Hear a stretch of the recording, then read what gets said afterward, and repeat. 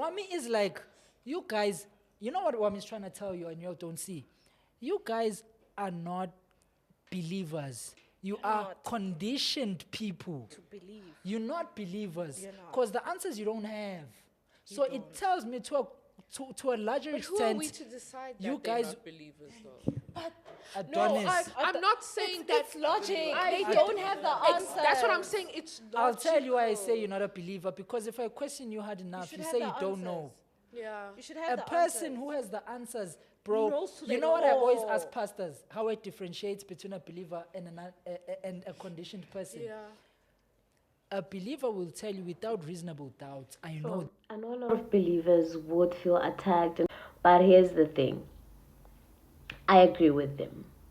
And it's hard to hear because we are believers, but we don't know and we are conditioned. And I've realized that, especially even in churches, there are certain things that are happening in churches that aren't even part of the Bible. It's just religious stuff that are happening. And you realize that the Bible doesn't even say we should do this, but in church, it's a must. We have to do it. Because some churches are, to a point, to a certain extent, religious. And as believers, we have to know the word for ourselves. We cannot rely on another person's knowledge of the word. We cannot rely on another person's relationship with Christ so that they teach us, because again, we're on different journeys and we have different purposes in life. This person's purpose, for example, disciples. Not every disciple had the same purpose. They all had different purposes.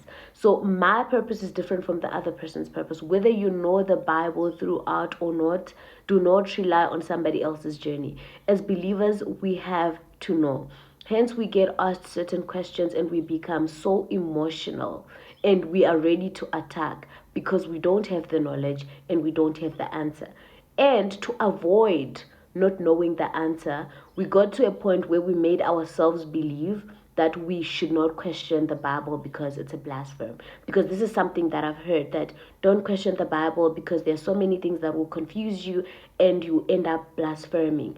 And you end up not believing because there are certain things that you don't understand. I'm like, the Bible encourages us to ask questions. The Bible wants us to understand. Yes, the Bible can be contradicting, but there are reasons for its contradiction. The contradictions make sense. The contradictions give an answer and they reveal the purpose of God. There is a reason for that contradiction. So the Bible is not confusing.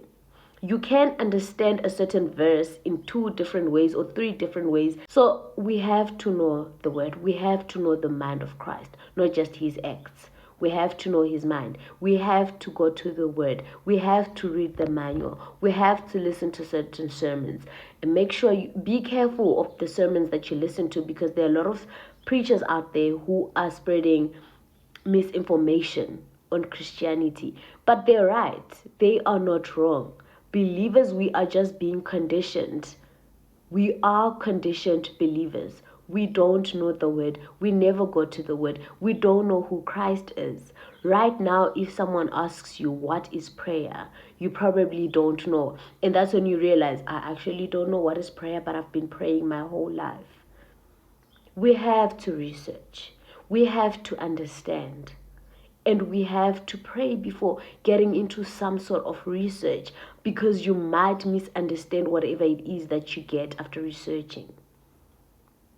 So, like, I'm honestly grateful for this podcast, and I'm engaged. I don't feel attacked, honestly. I feel like they're spreading Christ. Because if you're a believer and you have the Holy Spirit working in you, this is something that is telling you that you don't know and you need to go and learn so that you know. And yeah, as believers, we have to know. We have to be asked these questions and we have to be able to answer them. We cannot not have an answer, because everything does have an answer. Sometimes it might not be the answer that you're expecting, but there is an answer for it. We have to go to the manual, we have to know Christ, and we have to be able to answer those questions without feeling attacked or betrayed. We have to know the word, and we have to know Christ for ourselves. We cannot rely on somebody else's journey.